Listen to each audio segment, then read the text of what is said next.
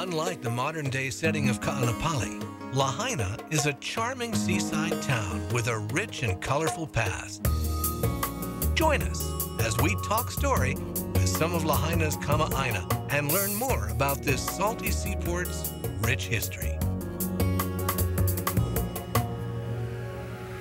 Once the capital of the Hawaiian Kingdom, Lahaina quickly became a popular stop for whalers. By the mid-1800s, Lahaina was the center of the whaling world, and it wasn't unusual to see as many as 400 ships anchored offshore. During this time, Lahaina was also a haven for missionaries from New England, who came to convert the revelers and settle this small, rebellious town. Today, Lahaina is a reflection of its colorful past, and one of the most interesting things to do is explore its history on a walking tour. The Lahaina Restoration Foundation publishes a guide that'll get you started. One of the historical landmarks you'll find in the guide is the old Lahaina Courthouse.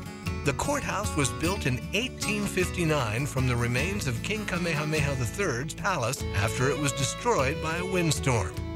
Originally called the Customs and Courthouse, the building contained a customs house, a courtroom with chambers, government offices, and a post office. Today, the Lahaina Courthouse serves as a visitor center, art gallery, and a museum. One treasure found in the courthouse is a Hawaiian flag that was lowered and replaced by the Stars and Stripes in 1898, marking the annexation of the islands by the United States. Arthur Wall Sr., the assistant postmaster at the time, was ordered to lower this Hawaiian flag.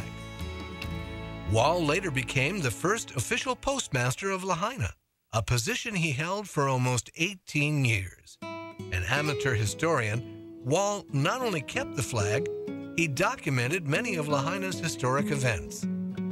His son, Arthur Wall Jr., who resides in San Francisco, came to Maui a few years ago to arrange the return of these historic items to the Hawaiian community.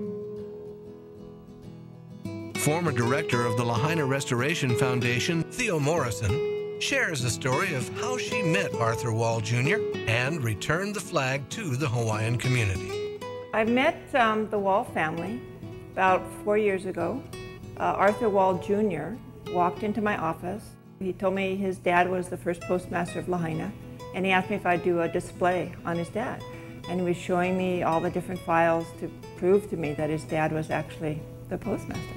So I said, absolutely, I'd be happy to do that. Well, I'll just come by your house, and then you can show me all the other things you have. They have a big, big house in San Francisco. So we spent the whole afternoon going through all these different pictures, and toward the end of that day, they said, oh, and by the way, we do have this flag. And so they brought down the flag, which had been in their attic, and they showed me the flag, which is the flag you see here on the wall.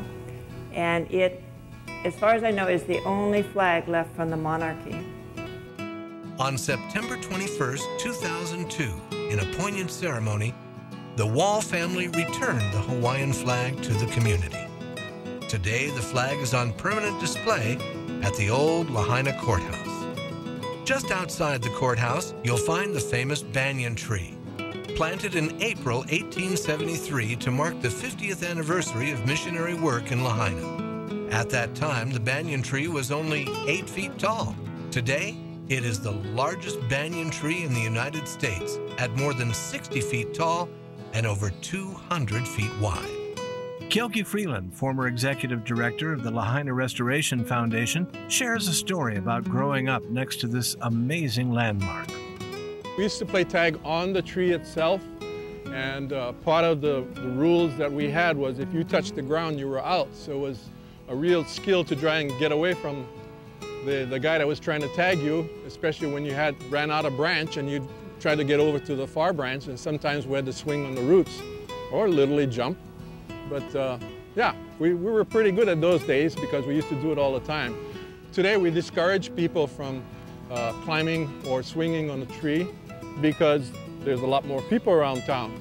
And it'll put a real strain on the tree, and of course this tree, we don't want to see it, be harmed. Stay tuned for more of Lahaina's historical sites, coming up later in the program.